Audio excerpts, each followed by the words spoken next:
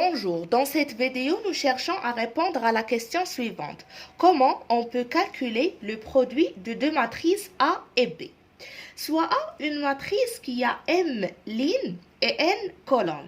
Les composantes de A sont dans R. B, une matrice avec N lignes et P colonnes. Et les composantes sont dans R.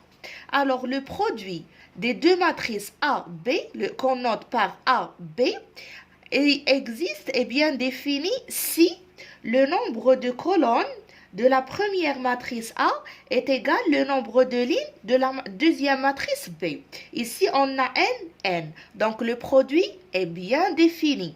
Et la matrice résultat AB est une matrice qui a M lignes et P colonnes. Comme si on simplifie par N et il nous reste MP.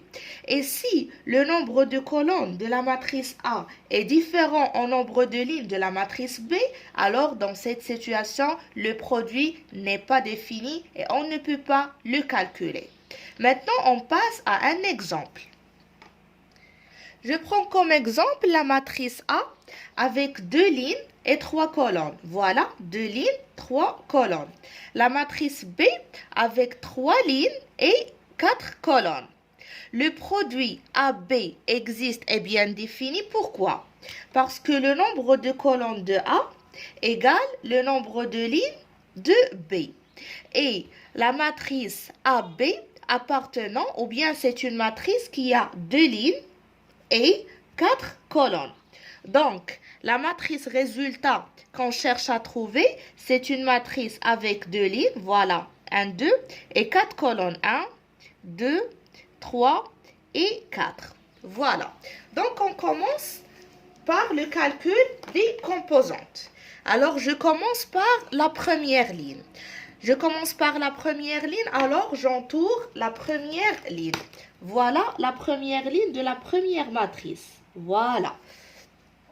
Pour calculer la composante qui existe ici, c'est la composante qui existe dans la première ligne, la première colonne. J'ai déjà entouré la première ligne. Alors, je travaille avec la première colonne aussi. Donc, voilà la première colonne. Alors, pour trouver cette composante, qu'est-ce que je fais?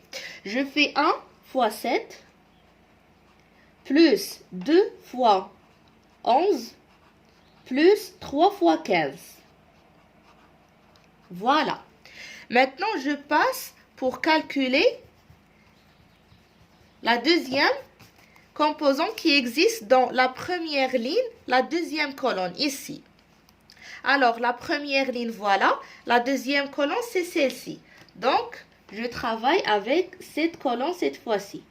Alors, qu'est-ce que je fais? Je fais 1 fois 8 plus 2 fois 12 plus 3 fois 16.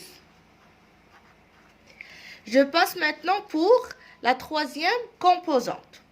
Donc, elle existe dans la première ligne, la troisième colonne. Alors, je travaille avec toujours la première ligne et cette fois-ci, c'est la troisième colonne. Voilà. Donc, je fais 1 fois 9 plus 2 fois 13 plus 3 fois 17. Je passe pour la quatrième. Alors, je fais comme ça pour continuer. Alors, la quatrième existe ici. Donc, je travaille avec la quatrième, la première ligne toujours, et la quatrième colonne. Voilà la quatrième colonne. Donc, je fais 1 fois 10 plus 2 fois 14 plus 3 fois 18. Comme ça, j'ai pu trouver les coefficients de la première ligne.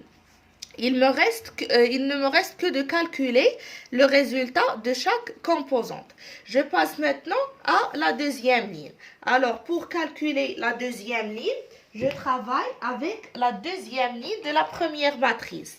Maintenant, je passe à la deuxième ligne et je fais la deuxième ligne avec la première colonne dans la première colonne, la deuxième ligne avec la deuxième colonne dans la deuxième colonne, la deuxième ligne avec la troisième colonne dans la troisième colonne et la deuxième ligne avec la quatrième colonne dans la quatrième colonne. Alors, on commence. Donc ici, on aura 4 fois 7 plus 5 fois 11 plus 6 fois 15. Et ici, c'est 4 fois 8 plus 5 fois 12 plus 6 fois 16. Ici, c'est 4 fois 9 plus 5 fois 13 plus 6 fois 17. Et pour la dernière, c'est la quatrième ligne, quatrième colonne. C'est 4 fois 10 plus 4 fois 14 plus 4 fois plus 6.